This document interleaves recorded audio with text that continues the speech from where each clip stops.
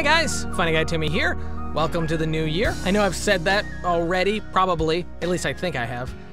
But if I haven't, welcome to the new year. And if I have, it's totally fine to keep saying it because it's probably going to be until March before we actually really stop putting 2018 on checks. But anyway, I want to actually talk about something that came up a lot last year and a little bit the year before. And I wanted to actually address this. I've addressed it multiple times with the individuals that have brought it up, but I want to actually do a video about it. So it's more or less a comment. It's always a comment basically accusing me of ripping off or copying or mimicking or stealing from BoothJunkie. Something that's been said quite frequently. And at first, it didn't really bother me. I was like, whatever, they obviously don't understand. But then it kept happening, and I kept having to answer this comment in its entirety and really give a very detailed explanation. So I want to say a lot of the things that I've been saying to the individuals that have brought it up in one video to kind of address this issue quite heavily. So the things that are normally said is that I'm copying BoothJunkie in my look, in the way I format a video, in my video topics, in the way I talk is actually one that's been brought up. The way I talk is the same as BoothJunkie. So let's talk about the way I look. Okay, I'm a Caucasian male with a beard and long, dark hair. I'm not trying to copy BoothJunkie's look. I don't style my hair and my beard to try to look like him. This is mostly laziness. This is mostly because I work at home, I don't go anywhere, and when I worked in a day job, I always had to shave, and now that I don't have to do that, it's fun to actually get to grow out a beard. As far as the long hair and the craziness, that just happens. No offense to BoothJunkie, but when your hair starts to go out on top and in front and kind of tries to make this little peninsula, your hair gets crazy in the front. That's just my explanation for my crazy hair. I don't know if that's anything to do with him, and I don't think he has crazy hair. But, so the look thing is kind of weird. The saying that I'm copying his look. If I was to copy anyone's look, it would be probably more like rap artists or bodybuilders or anyone like that. Someone who has more of a cooler look. Just saying that. Not any offense to BoothJunkie, but it's really kind of a dumb argument that I'm copying his look. Copying his video format. One of the reasons that they say that is because I'm using a webcam. It's facing me forwards. It's talking head. I'm in a recording studio, and I have my shotgun mic, my MKH416, which is the same mic that he has with the foam cover on it, and it's off to one side, basically the same side as him. Now, a couple things to address with that is most voice actors are going to have a booth like this, whether it's a closet or one that's made. So you're basically asking me not to do voiceover, basically. As far as the webcam position, it's where I normally put it on top of the screen that's in front of me that I do all my work on.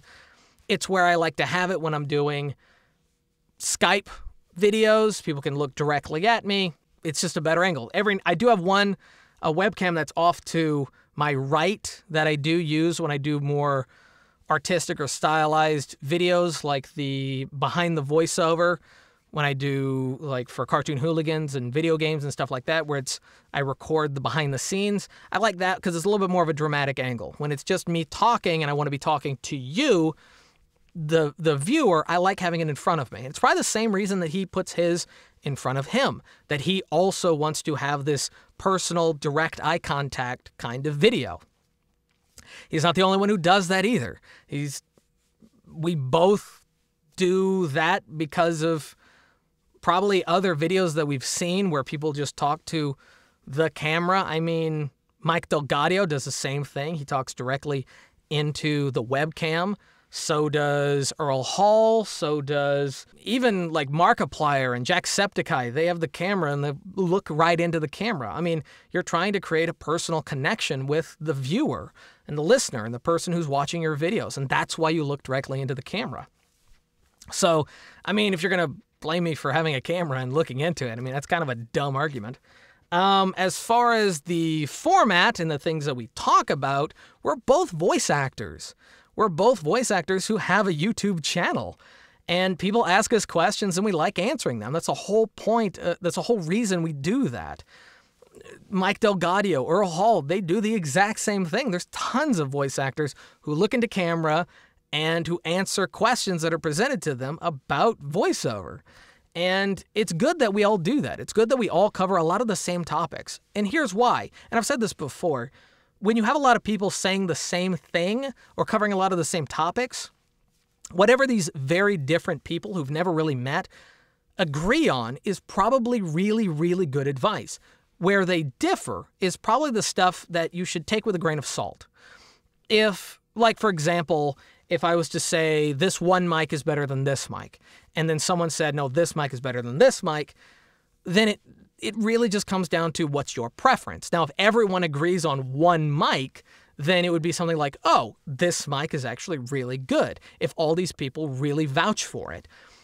But, you know, so that way you get a difference of opinion and you get to put together multiple agreeing opinions together. If we all who live in different states, who work in different areas of voiceover, can all agree on different things, then you're going to get a lot more information. You're going to get a better idea of do's and don'ts. So it's fine that we cover the same topics. It's actually really good. It's beneficial to you guys if we cover the same topics. Because if everybody asks us the same question and the majority of what we say agrees with each other without actually watching each other's videos, then you can basically be sure that what we're giving you is reasonably good advice. Now, if we differ on different things, if we don't have the same opinions on something, ask us why. Find out why. There's probably a reason. And a lot of that's going to come down to our personal experiences, personal preferences, and stuff like that. And if you're in a similar situation to me, then you might want to go with my opinion over someone else's. But if you're in a similar situation to that person and they have a different opinion to me, you might want to go with that person's opinion more than mine. That's basically how it'd be set up. As far as we do mic reviews, we both do mic reviews, both me and Mike DelGaudio both do mic reviews. Yes, again, so does Earl Hall, so does Bill DeWee, so does a lot of different voice actors. Even Podcastage, that channel, I can't remember his name, but he does a lot of microphone reviews. And I've actually said this before, would I be accused of copying him if I was sitting at a desk and doing mic reviews? Probably. Probably yes. But the fact that I'm standing in a recording studio and doing microphone reviews that way, the same way, more or less, Mike DelGaudio does it, then I'm being accused of copying him. But also, what I would say to that is both my channel and my first 3 microphone review videos went up before his channel was even alive. So, in honesty, if anyone was copying anyone, he would be copying me, to which I would never accuse him of doing. Mike DelGaudio is a very, very good resource. He's an amazing talent with lots to share and lots of great advice. And I wouldn't want anyone to think that he's doing something wrong. Even if we end up posting a lot of the exact same videos that are almost the same length, covering the same topics, that's fine. That's totally fine. You have lots of top 10 videos that are out there. You have lots of clickbait videos. You have lots of science-y videos. You have lots of animation videos, people that are showing you how to do animation that are probably covering the same topics as well. You're going to accuse them of stealing from the others because they're doing a screenshot of their Wacom layout and they're screen capturing that and doing audio over it. There's lots of people that do Let's Play videos. I'm sure tons of them are being accused of copying other people. My channel and my microphone reviews were up before his. Now, true, he's always done it better than me. That's always true. And I am a fan of his videos. I don't copy his videos and his content. There's actually very few microphones that I think we actually both cover. I don't think that we've really reviewed that many of the same microphones. I mean, yes, we both do have a Sennheiser MKH416, but a lot of that's because of our situation, our personal situation. We're both in apartments. I think he's in more like a duplex or a house or something like that. I don't stalk him, but I live in an apartment, and I think he lives in more of a house. He now has his studio in a basement, and I still have it in the middle of right in the middle of my apartment. But the reason I use a shotgun mic is because there's lots of noise. There's lots of noise outside, especially when you're close to traffic. And if he's close to traffic, he's probably doing the same thing. Also, it has a really good broadcaster sound. For me, I like it because I have a more sibilant, higher-pitched sound, so I like the Sennheiser MKH416. It makes my voice sound more masculine and more manly if I need it to, and that's why I like that microphone. Someone was also saying that our hand movements are the same. I don't see that. I don't get that one, like, at all. But to that, I would say that there's a lot of public speakers and a lot of motivational speakers, a lot of engaging speakers that do a lot of hand movements. It's actually a common thing. Presidents, CEOs, authors, comedians, anyone who does speaking normally has gestures and hand movements to keep it going along, to keep you engaged. I've been doing stand-up and acting for a long time. I'm very good with body language. I tried doing videos where I didn't really move that much, and they were very, very boring. When I started being more engaging, especially with my hands, yes, it is kind of a subconscious thing, and it is moving a lot, but it actually keeps me focused, and it helps me keep the pacing and the rhythm. It's kind of a tick of mine.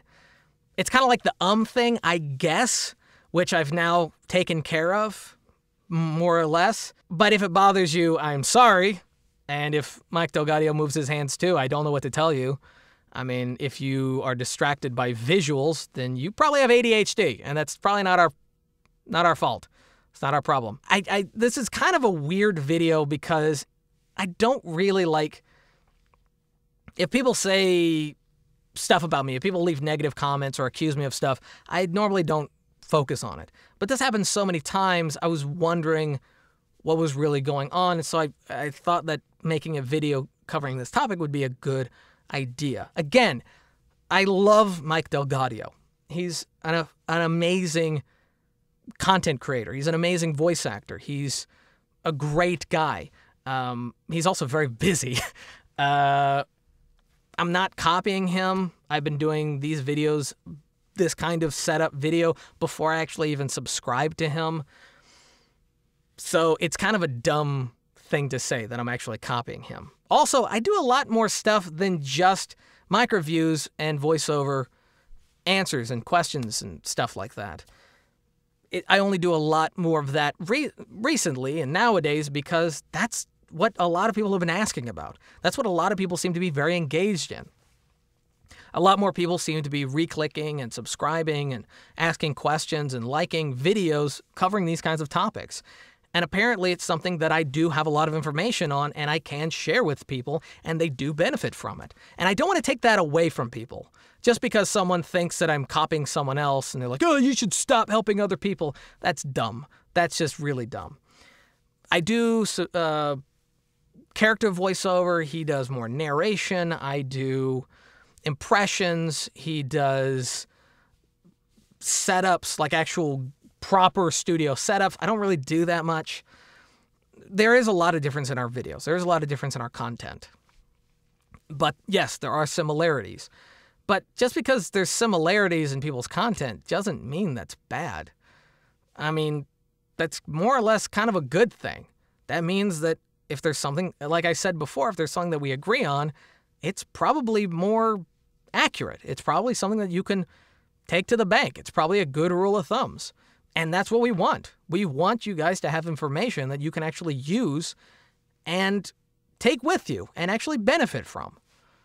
So if we both agree on something and we're both basically making same videos, but you people are benefiting from it, and gaining something from it and it's helping y'all's career, that's fine. I don't care. But anyway, I don't want this video to go on too long. I just wanted to cover that. Mike, if you're watching and I've offended you by copying you, I'm sorry. But I don't know what to say about that. I really don't. I love you. I love all of you guys, actually. Even those who've left that comment. It's totally fine. I understand why they leave it. Doesn't hurt my feelings.